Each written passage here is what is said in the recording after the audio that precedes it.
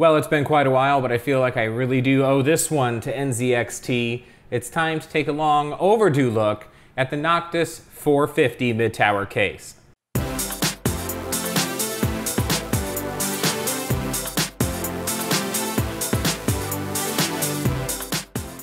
Hello everybody and welcome to Tech Uploaded. I am Chris and it has been a while, but I figured what better way to kind of usher things back in than to dig out the poor Noctis 450. I don't even know if I'm saying that right. Crazy name, right? But this poor case sat in the corner of my storage room in my house for many months. NZXT sent this over for the purpose of this overview and review and eventual build. So, you know, they know how I do things. And then it just kind of sat. And actually, it has been here so long that it originally arrived in this. This was the box. So I feel like this very well may be a review sample because I certainly hope this isn't what they're shipping it in. So what I'm going to do today is my usual run through of the case itself, kind of what options you have within this thing for types of builds, cooling, features, things like that. Some of my general thoughts on the case itself, and then the actual build experience, the true review of the case will come later when I actually put a system inside of this particular case as promised. So today it's time to dig down a little bit deeper and kind of see what's going on underneath the crazy aesthetic of this Noctis 450. So the first thing that I'm going to point out in this review is be prepared for me to be drawing a lot of parallels to the H440. And the reason for that is once you take off the side panels, the front panel, the top panel, you're basically left with an H440 at its core.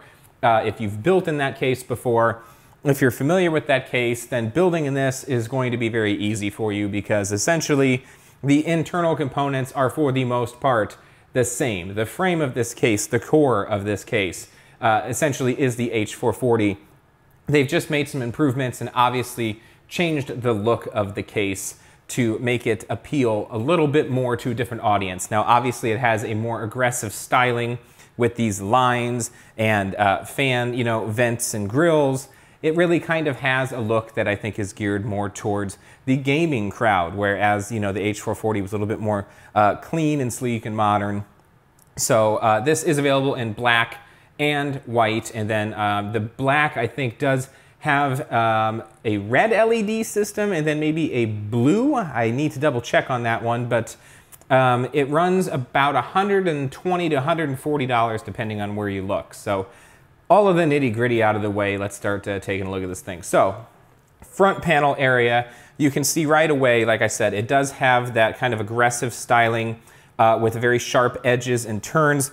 But one of the things that you're going to notice right off the bat with this case is I think they've taken a lot of note from some of the complaints that came with the H440 as far as people that were a little bit more enthusiast grade and maybe needed some more cooling. So what they did was actually opened up some grill areas for airflow on the front, and then these areas right here are actually slightly elevated to allow air to flow through there as well.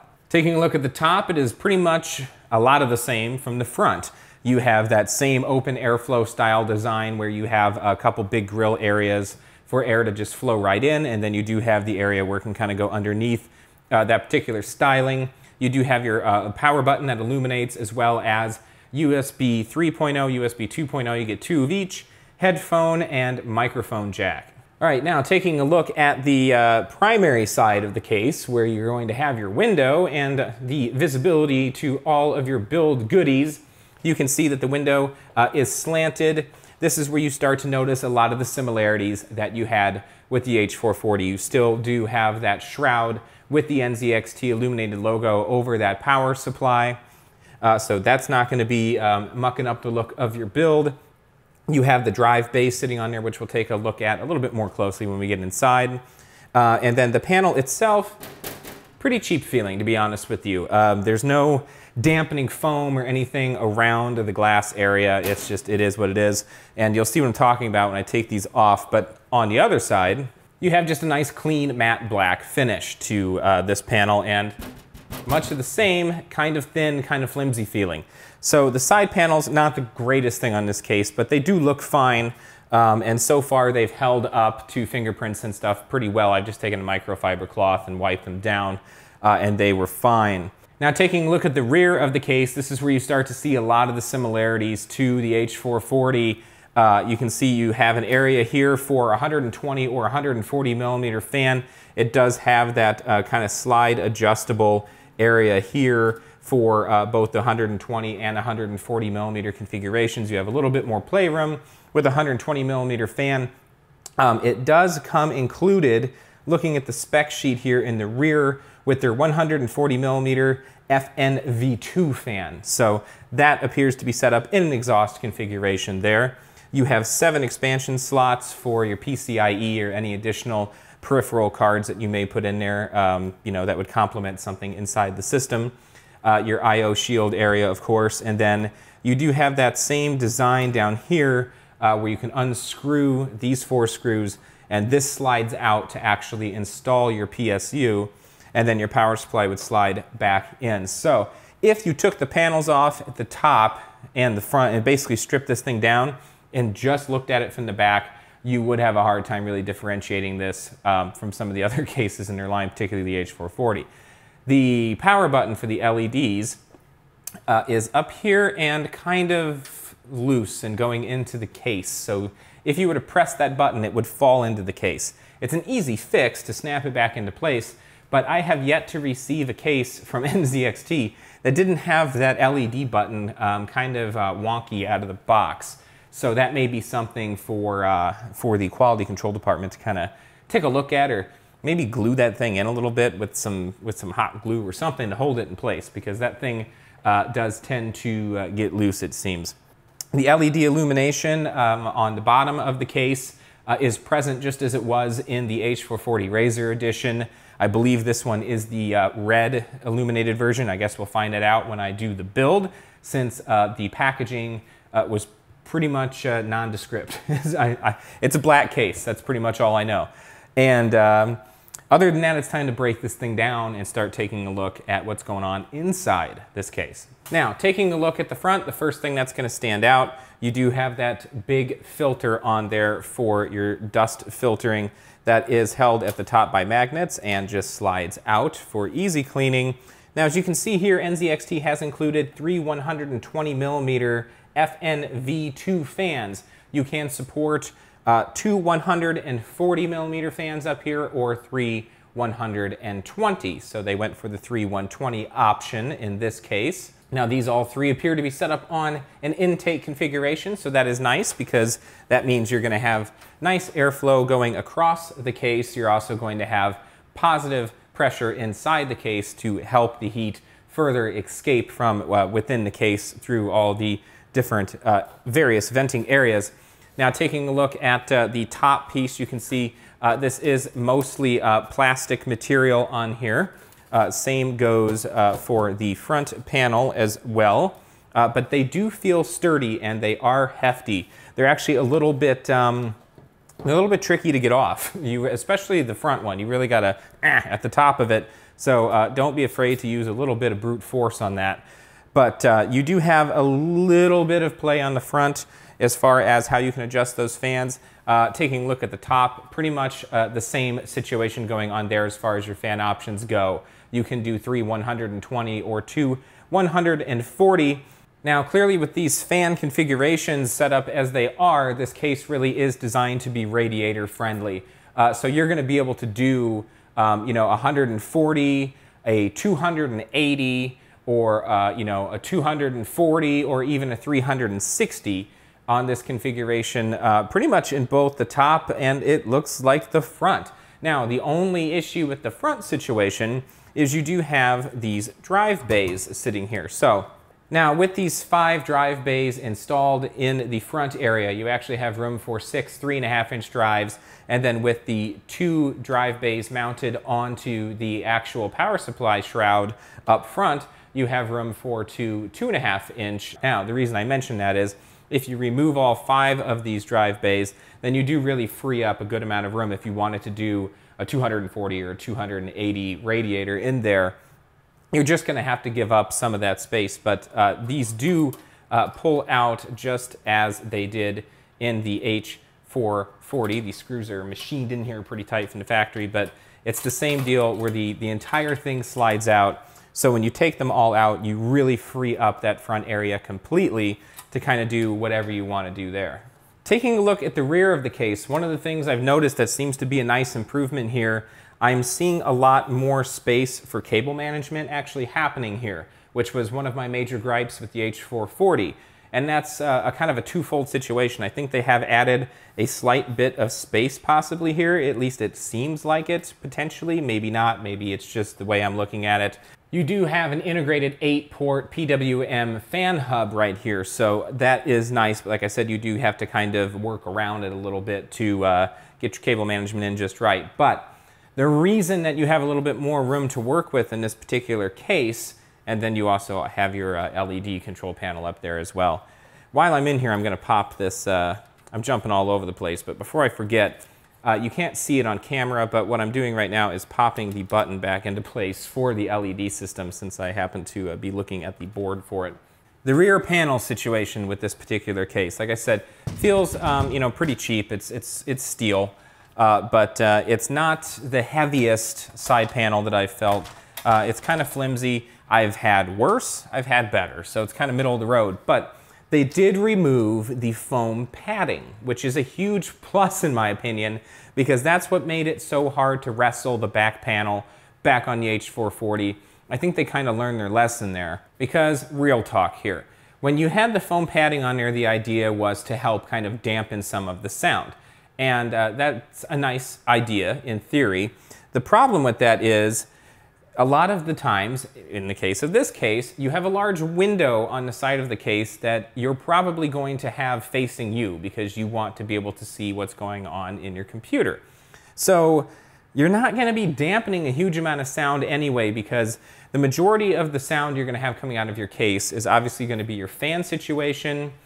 Your mechanical drives are going to be the loudest thing more often than not. And then potentially, if you do have a radiator system set up, you may hear your pump a little bit.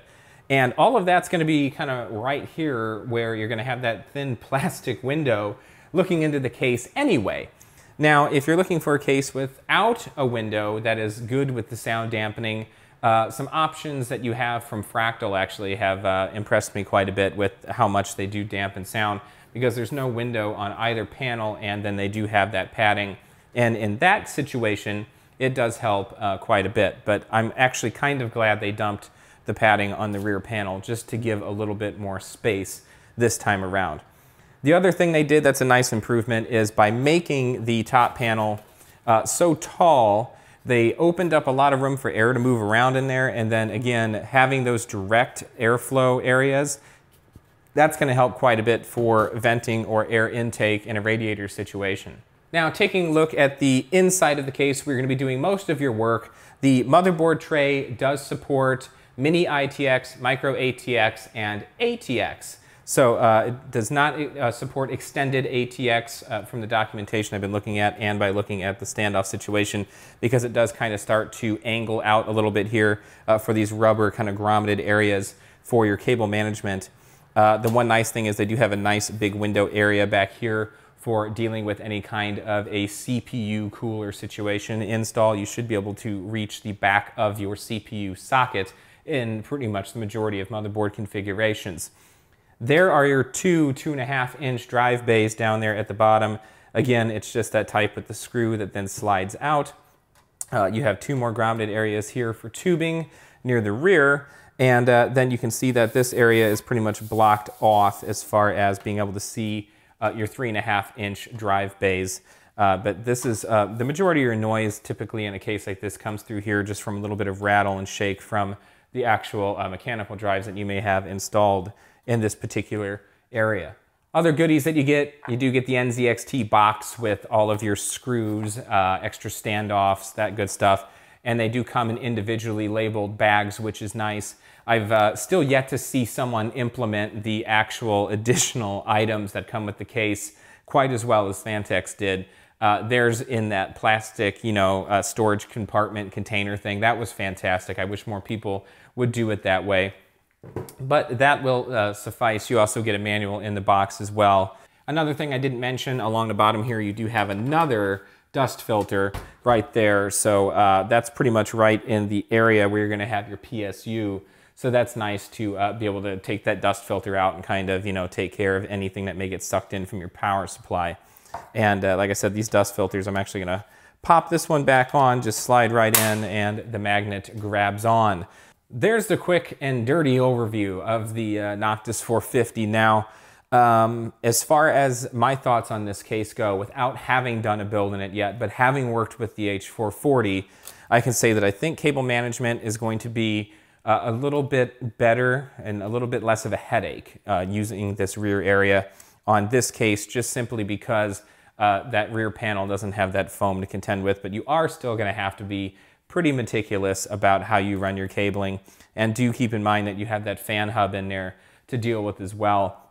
It is removable. If you have enough motherboard headers and you don't want to go that route, then you can just take that out and maybe clear up a little bit more space. You do have areas, down here near the bottom to run additional cabling and things like that for your motherboard headers for like power and LED, USB, USB 3, things like that. And then lots of grommets to come in through the side for similar situations, plus your power cabling for your main motherboard power header and that kind of good stuff. So it is laid out fairly nice. I enjoy the layout of the H440.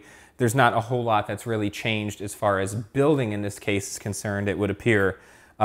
Aesthetically, you may love it or you may hate it. It's definitely a more aggressive styling. It's geared more towards the gaming audience, I believe.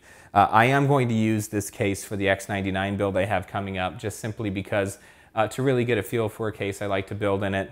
And I'm getting a little bit tired of the look of the Entho Pro. I'm not gonna lie, I've had it for a while now, and it's time for a change in the office. It's time to switch things up a little bit.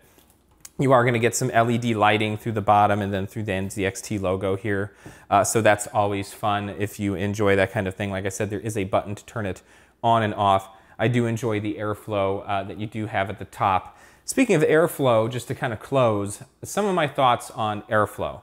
I think this case, the way that it's set up out of the factory, is set up pretty nice as it is. If you were going to be using a tower style cooler, like something from Noctua, like the NHD 15 or 15S, then I think that you're actually good to go, kind of the way this is now, because you're going to have positive pressure coming into the case with one standard exhaust. And basically what that's going to do is, if you have a non-reference style card that's actually blowing the heat from the graphics card from the GPU back into your case, you're going to have a situation where if you set your CPU tower cooler up, right here, especially if you have dual fans on it, and you're pointing those fans straight out this exhaust, the CPU is going to be just getting rid of all of its heat pretty much right away. And then what's going to happen is the GPU is going to have the heat kind of rise up and then get sucked into that fan. So you're going to kind of have an airflow situation that's kind of going like this. And I think that's kind of the best situation. That's optimal. Now, you could install an extra fan on top to exhaust as well in a tower cooler configuration. The only reason I would kind of say I might shy away from doing that is you're creating another like vacuum area of air, where now the heat from the GPU, instead of tending to just float towards this rear fan to get out of the case, may grab onto the airflow that's now being generated coming in from the front and kind of going up towards that exhaust fan.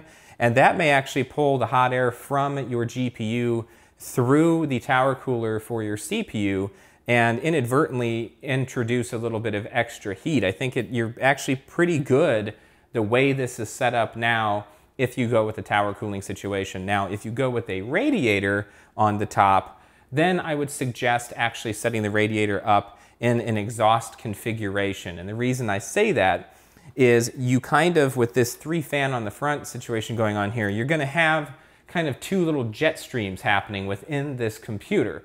So, you know, in this case, you're going to have one set of airflow that's coming in and going up over the, you know, GPU area where you're going to have some heat. It's going to grab that heat and then it's going to blow that out the rear. The rest of the heat is going to be going from the CPU and then up to that radiator block and out the top. And what's going to happen there is this topmost fan is going to kind of create a situation where it's bringing cool air in that the radiator is going to grab and then take out the top. So that's going to help cool the CPU. So you're going to have airflow going this way and then airflow kind of going this way. And I think that, you know, two different airflow path situation is actually a pretty good setup. And then, you know, if you do have a, you know, 240 or 280 millimeter radiator, you may be thinking, well, Chris, you said that you like positive, you know, air pressure in the case. You're going to have 3 fans bringing air in and 3 fans taking air out if you do that with that radiator setup. That is true. However, the radiator is going to introduce a little bit of resistance. So you're not going to have as much air flowing out the top as you have coming in the front. So you're still going to maintain a slight positive air pressure in the case, at least I believe. But you can set yours up however you like. If you want to bring air in through the radiator and allow it to go out the rear along with the heat from the GPU, do your thing, you know, you do you. But that's how I would configure it, and I would probably have it set up in a pull configuration so that the fans are actually at the top of the case and then the radiator is sitting underneath the fans. I just think that looks better aesthetically, being able to see the radiator block and not just the fans. So, with all that said, my final thoughts on this case. Let's run through some numbers real quick.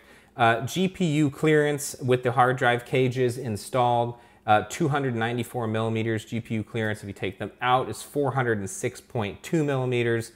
And then the CPU cooler clearance is 180 millimeters. The case itself is 240 millimeters by 567 millimeters by 544 millimeters. So there you go. There's the fun math stuff. Wasn't really math involved there. But my final thoughts on this case, if you like the H440 and you want something with a little bit more aggressive styling, then I think this may be for you. In the price point that this is at, I wish that these panels were made of a little bit more sturdy material. I mean, they just really don't feel super substantial. Kind of the same bummer I had with the Enthoo Pro. I liked so much about that case, and I felt that the panels could have been a little bit of a step up. You know, when you get a case from Fractal, you tend to have really, you know, stiff, good feeling panels with those cases. Some of the fit and finishes on this are a little bit rough. You know, at the top here, if you really look close, the plastics, you know, kind of cut a little bit weird, and it's not a perfect cut, and it doesn't line up exactly. The case panels, you know, there's a little bit of gappage that's not 100% even. There's kind of a weird area in the rear where it doesn't line up 100%, but you're never going to see that. Those are really nitpicky small things that I notice because I get kind of OCD about things being off and not really symmetrical when I put the case together. And like I said, this could have been a review sample. I don't know. I got this so long ago. So maybe they have fine-tuned and refined some of these things by the time this has actually hit the market now. But really, other than that, you know, I think it looks like it's going to be a good case for a build. And I'm excited to get a build underway in this particular case, especially having a pretty good amount of experience with this particular configuration for doing system builds. And it is going to be a nice change of pace to have a, you know, definitely very different looking computer case in my office versus the pretty boxy Enthoo Pro kind of standard look. You know, of course, there is no 5 1/4 inch bay up front for any kind of an optical drive or a USB hub or anything like that, but that seems to kind of be the MO of NZXT with their cases kind of overall through their line. So yeah, I can't really say that I totally recommend it because I haven't built in it yet. But from what I can see so far, I think, you know, if you're in the market for a case, this is one you should definitely consider from the reviews that I've seen, because I always check those as well just to kind of see what people are saying, if I can spot something that they're spotting in theirs. I think pretty much the complaints that I'm seeing on this are the same things that I'm seeing on it. Just the fit and finish and the build quality, I think it'd be a little bit of a step up, but overall I think it's a nice looking case and should be a good build. So now that's the next step. Need to get the components in and actually kind of get down and dirty with the build process with the NZXT Noctis 450. So as always, if you enjoyed this video, please go ahead and click on that subscribe button. That would be great. You can also follow me on Twitter over at Tech Uploaded. I'm also on Instagram at Tech Uploaded, and there is a Tech Uploaded Facebook page, so all over the place there.